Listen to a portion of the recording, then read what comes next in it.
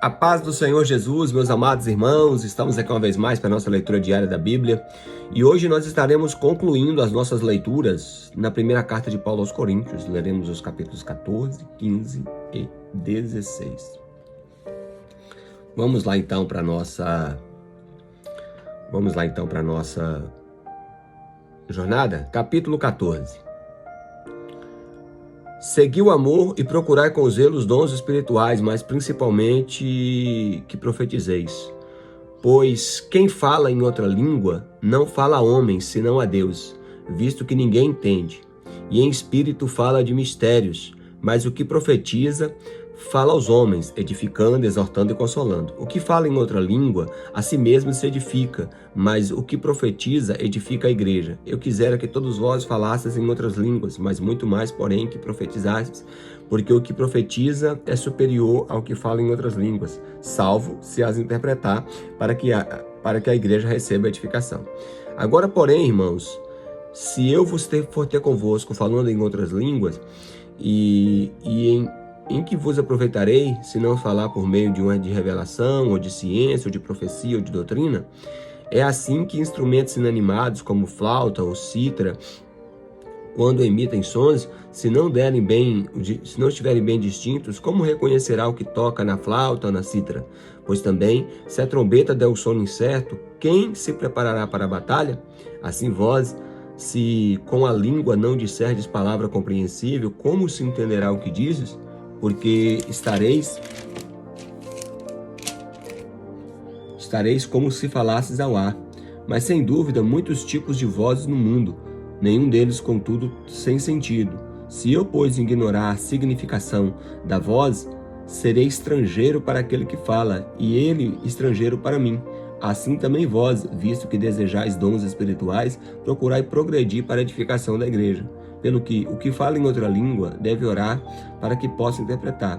Porque se eu orar em outra língua, o meu espírito ora de fato, mas a minha mente fica infrutífera. Que farei, pois? Orarei com o espírito, mas também orarei com a mente. Cantarei com o espírito, mas também cantarei com a mente.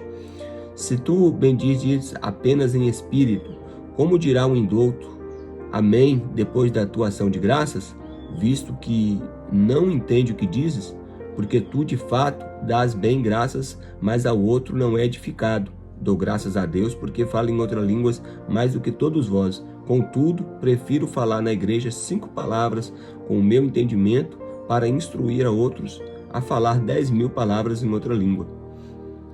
Irmãos, não sejais meninos no juízo. Na malícia sim, sede crianças. Quanto ao juízo, sede homens amadurecidos. Na lei está escrito: falarei a este povo por homens de outras línguas e por lábios de outros povos, e nem assim me ouvireis, diz o Senhor. De sorte que as línguas constituem uns sinais para os crentes, mas para os incrédulos, um sinal não para os crentes, mas para os incrédulos. Mas a profecia não é para os incrédulos, e sim para os que creem. Se, pois, toda a igreja se reunir no mesmo lugar e todos se puserem a falar em outras línguas, e no caso entrarem indoutos ou incrédulos, não dirão porventura que estáis loucos? Porém, se todos profetizarem e entrar algum incrédulo ou indouto, e ele é por todos convencido e por todos julgado, tornam-se manifestos os segredos do coração, e assim, prostrando com a face em terra, adorará a Deus, testemunhando que Deus está de fato no meio de vós. Que fazer, pois, irmãos, quando vos reunis, um em salmo, outro em doutrina, este traz revelação, aquele em outra língua, e ainda outra interpretação, seja tudo feito para edificação. No caso de alguém falar em outra língua, que não sejam mais do que 2, ou quando no muito 3, e isso sucessivamente, para que haja quem interprete. Mas não havendo intérprete, fique calado na igreja, falando consigo mesmo e com Deus. Tratando-se de profetas, falem apenas 2 ou 3, e os outros julguem. Se, porém, vier ter revelação a outra que esteja sentado, cale-se o primeiro, porque todos podereis profetizar, um após outro, para que todos aprendam e sejam consolados. Os espíritos dos profetas estão sujeitos aos próprios profetas, porque Deus não é Deus de confusão, e sim de paz, como em todas as igrejas dos santos. Conservem-se as mulheres caladas na igreja, porque não é permitido falar, mas sejam submissas também, como a lei determina. Se, porém, querem aprender alguma coisa, interroguem em casa o seu próprio marido, porque para a mulher é vergonhoso falar na igreja. Porventura, a palavra de Deus se originou no meio de vós, ou veio a ser exclusividade para vós outros? Se alguém se considera profeta ou espiritual, reconheça ser mandamento do Senhor o que vos escrevo, e se alguém o ignorar, será ignorado. Porquanto, meus irmãos, procurai com zelo os dons de profetizar, e não proibais de falar em outras línguas. Tudo, porém, seja feito com decência e com ordem. Então tá aí, irmãos, o capítulo 14, falando sobre a ordem no culto, né? Capítulo 15. Irmãos, venho lembrar-vos o evangelho de que vos anunciei, o qual recebestes e no qual ainda perseverais. Que por ele também sois salvos, se retiveres a palavra como vô-la preguei, a menos que tenhais crido em vão. Antes de tudo vos entreguei o que também recebi, que Cristo morreu pelos nossos pecados, segundo as Escrituras, e que foi sepultado e ressuscitou ao terceiro dia, segundo as Escrituras. E apareceu a Cefas e depois aos 12. Depois foi visto pela maioria e sobrevive até agora, porém alguns já que dormem. Depois foi visto por Tiago e mais tarde por todos os apóstolos. Afinal, depois de todos foi visto também por mim, como que um nascido fora do tempo, porque eu sou o menor dos apóstolos e que mesmo que não sou digno de ser chamado apóstolo, pois persegui a igreja de Deus. Mas pela graça de Deus eu sou o que sou, e a graça não me foi concedida em vão. Antes trabalhei muito mais do que todos eles, todavia não eu, mas a graça de Deus comigo. Porquanto, seja eu ou sejam eles, assim pregamos e assim crestes. Ora, se é corrente pregasse que Cristo ressuscitou dentre os mortos, como, pois, afirmam alguns dentre vós, não há ressurreição dos mortos? E se não há ressurreição dos mortos, então Cristo também não ressuscitou. E se Cristo não ressuscitou, é em vão a nossa pregação e em vão a vossa fé. Somos tidos por falsos testemunhos de Deus, porque temos asseverado contra Deus que ressuscitou a Cristo, o qual ele não ressuscitou, se é certo que os mortos não ressuscitam. Porque se os mortos não ressuscitam, também Cristo não ressuscitou. E se Cristo não ressuscitou, é vã a vossa fé e ainda permaneceis em vossos pecados. E ainda mais, os que dormiam em Cristo pereceram. Se a nossa esperança em Cristo se limita apenas a essa vida, somos os mais infelizes de todos os homens. Mas de fato Cristo ressuscitou dentre os mortos, sendo ele as primícias dos que dormem. Visto que a morte veio por um homem, também por um homem veio a ressurreição dos mortos. Porque assim como em Adão todos morrem, assim também todos serão vivificados em Cristo.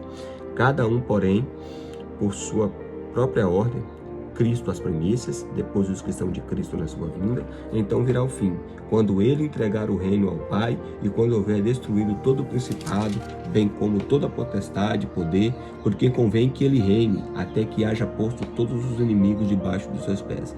O último inimigo a ser destruído é a morte, porque todas as coisas sujeitou aos seus pés. E quando diz que todas as coisas lhe são sujeitas, certamente exclui aquele que tudo subordinou. Quando, porém, todas as coisas lhe estiverem sujeitas, então o próprio Filho também se sujeitará àquele que a todas as coisas sujeitou, para que Deus seja tudo em todos. De outra maneira, que farão os que batizam por causa dos mortos? Se absolutamente os mortos não ressuscitam, como que se batizam por causa deles? E por que também nós nos expomos perigos a toda hora, dia após dia? Morro. Eu protesto, irmãos, pela glória que tenho vós outros, em Cristo Jesus, nosso Senhor. Se, como homem, lutei em Éfeso com feras, que aproveitaria isso se os mortos não ressuscitam? Comamos, bebamos, que amanhã morreremos. Não vos enganeis, as más conversações corrompem os bons costumes. Tornai-vos de sobriedade, como é justo, e não pequeis, porque alguns ainda há que não têm conhecimento de Deus, e digo isso para vergonha vossa. Mas alguém dirá, como ressuscitarão os mortos, em que corpo vem? Insensato, o que semeais não nasce se primeiro não morrer, e quando semeais, não semeis o corpo que há de ser, mas um simples grão, como trigo ou qualquer outra semente. Mas Deus dá ao corpo como lhe aprouve dar a cada uma das sementes, no seu corpo apropriado. Nem toda a carne é a mesma, porém, uma é a carne dos homens, e outra é a carne dos animais, e outra é a carne de aves e de peixes. Também há corpos celestiais e corpos terrestres, e sem dúvida há uma glória celestial e outra dos terrestres. Uma é a glória do sol, outra é a glória da lua, outra é a glória das estrelas, porque há entre de estrela e estrela diferenças de esplendor, pois assim também é a ressurreição dos mortos. Semeia-se no corpo da corrupção, ressuscita-se em glória. Semeia-se em fraqueza, ressuscita em poder. Semeia-se no corpo natural, ressuscita-se no corpo espiritual. Se há um corpo natural, há também um corpo espiritual, pois assim está escrito: o primeiro homem, Adão, foi feito alma vivente, o último Adão, porém, espírito vivificante.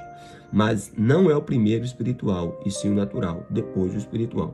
O primeiro homem foi formado da terra, é terreno. O segundo homem é do céu. Como foi o primeiro homem, o terreno, tais são também os demais homens terrenos. E como é o homem celestial, assim também tais também os celestiais. E assim como trouxemos a imagem do que é terreno, devemos trazer também a imagem do celestial. Isto afirma, irmãos, que carne e sangue não podem herdar o reino de Deus, e nem a corrupção herdar a incorrupção. Eis que eu vos digo um mistério: nem todos dormiremos, mas todos transformados seremos. No momento, num abrir e fechar de olhos, ao soar da última trombeta. A trombeta soará, os mortos ressuscitarão incorruptíveis, e nós seremos transformados. Também é necessário que este corpo corruptível se revista da incorruptibilidade e que este corpo mortal se revista da imortalidade.